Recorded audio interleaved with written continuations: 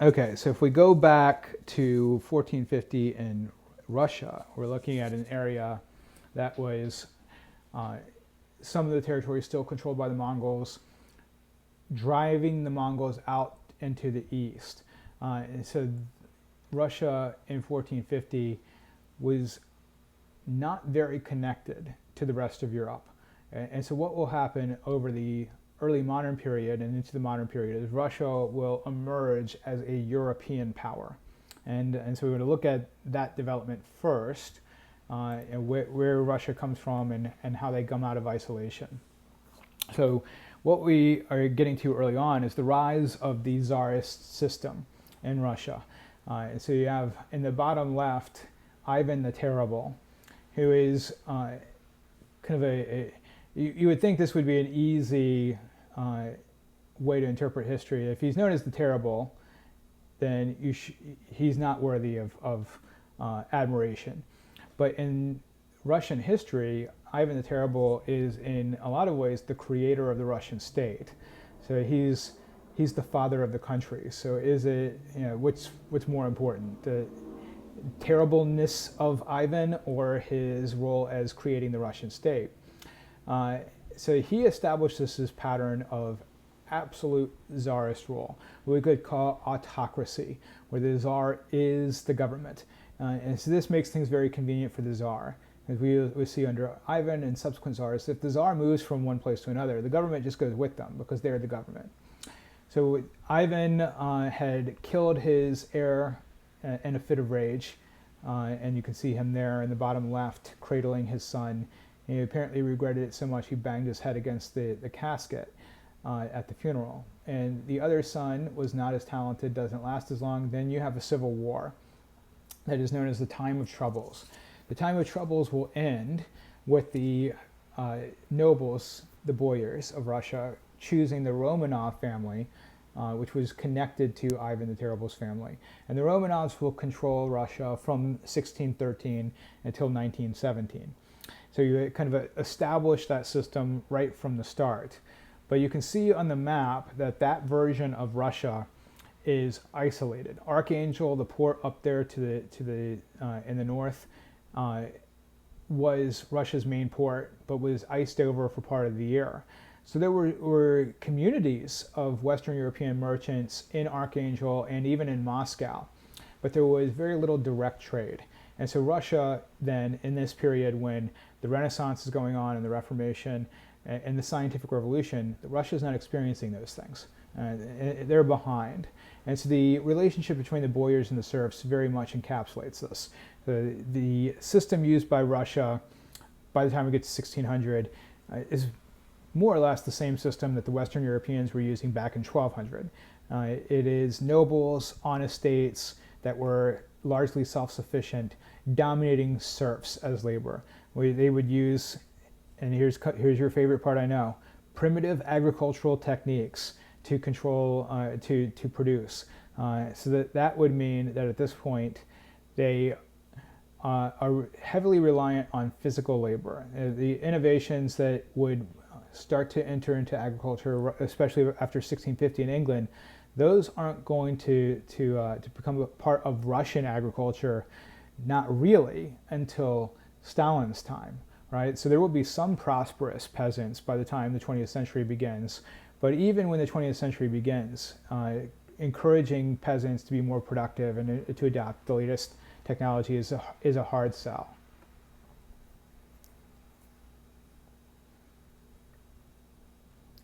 So here we go, even more agricultural history. This is to give you an idea of where we're going.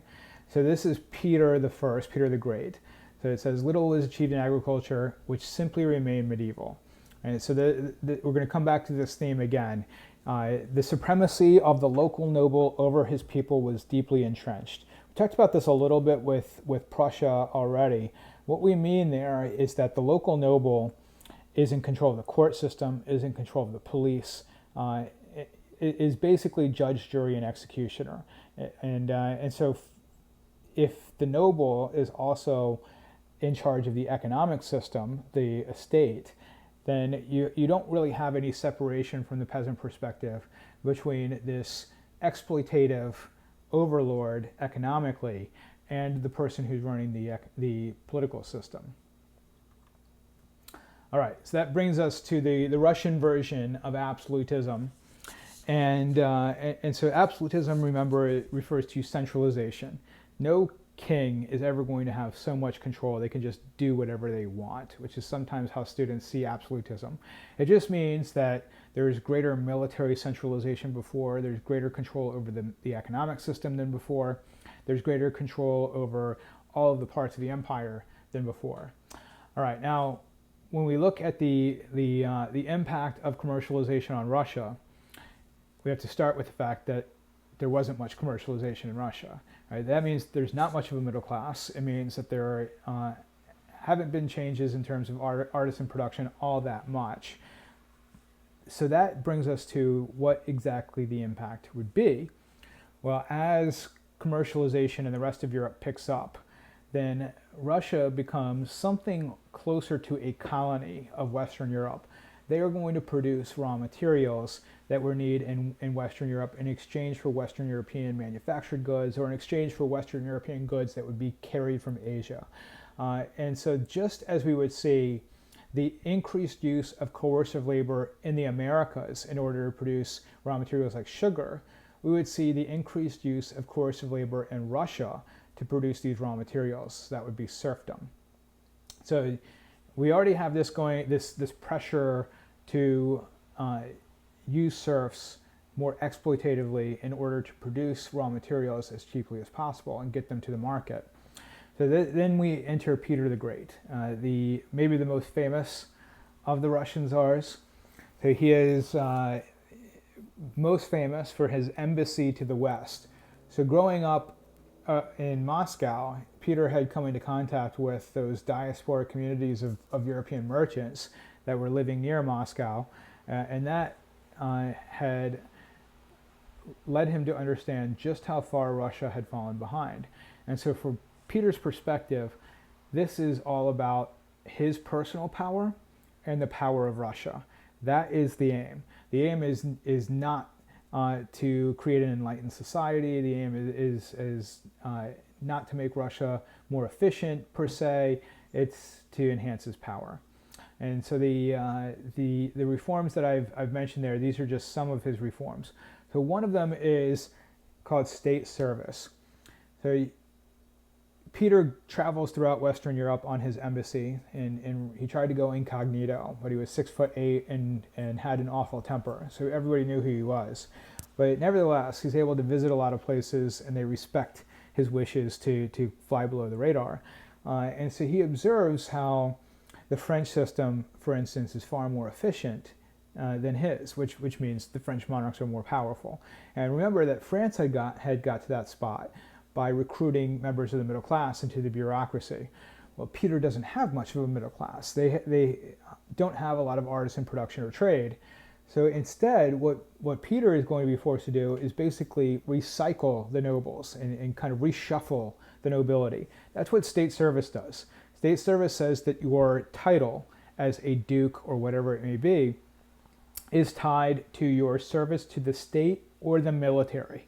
So if you opted out of serving the state as a bureaucrat, or opted out of serving in the way that Peter wanted you to serve, which is to use Western style math and use Western style, use Western languages like French, then you would lose your status. This was, as you might imagine, strongly opposed by members of the nobility. But Peter the Great had also instituted a series of military reforms which strongly centralized the military and created a more of a Western style military. So the famous turnaround that occurs here is that in the Great Northern War against Sweden, the Russian army is at first humiliated at the Battle of Narva, and then later on, after these reforms, is able to defeat the Swedish army at the Battle of Poltava. And so the military reforms meant that Peter alone basically had this kind of modern gunpowder force. And so put that on top of the traditional power of the Tsar, and there's really not much recourse that the nobles had. Peter, like other czars, made that normal bargain with the nobles that they could do what they wanted to do on the estate, as long as they allowed him to do what he wanted to do with the central government. This didn't stop some of the nobles from plotting against him, and they recruited Peter's son Alexei as an ally, which led Peter to execute all of the people he found as part of that conspiracy to undo his reforms, including his son. And so kind of looking at this as a whole, what Peter is successful in doing is creating a European version of Russia, or at least putting Russia on that path, which was a military power. And he makes the government more efficient without losing any of his czarist authority. So what he wants in addition to this are the kinds of reforms that will bring more money into Russia. And so you can see the dress of Peter in the top right-hand corner, where he is dressed in what he referred to as the French fashion. Ivan the Terrible is at the top in the middle. That was the old Russian dress. This was what Peter labeled as Asiatic. And so in order to trade with the West, he thought you had to look like you were from the West. And so he requires all of his nobles then to dress in that fashion. And this is kind of a visible sign of subordination. It's like wearing your subordination in public. You couldn't have a beard. You had to dress in these knee breeches and suits. The other thing he does economically is he institutes a whole series of mercantilist reforms, and that's what we'll get to next.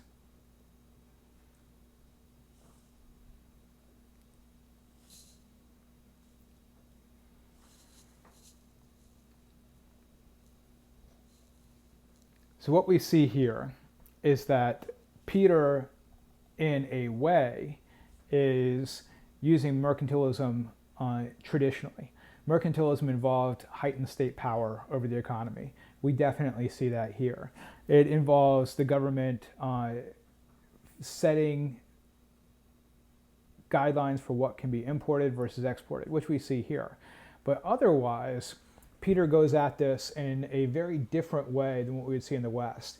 So in the West, what would happen is you would have lots of private businesses and private investment because you had a much larger merchant class. There was a lot more merchant capital to drive this in places like France or in Britain than in Russia. And so that's going to be a difference. But the biggest difference is that here, serfs were used to do things like work in factories. It talks about the serfs were assigned to work in the growing numbers of factories and mines. And it also points out that the greatest success was in areas of manufacturing connected to the military. So it's almost an eerie parallel to what would happen in the 20th century under Stalin, where the industrialization of Russia happens in much the same way. Now, obviously, this isn't going to involve a whole lot of machinery. Harder to make the cotton cloth and the silk and the wool textiles. And so it's not just that Peter's not interested, it's that he just doesn't have the wherewithal.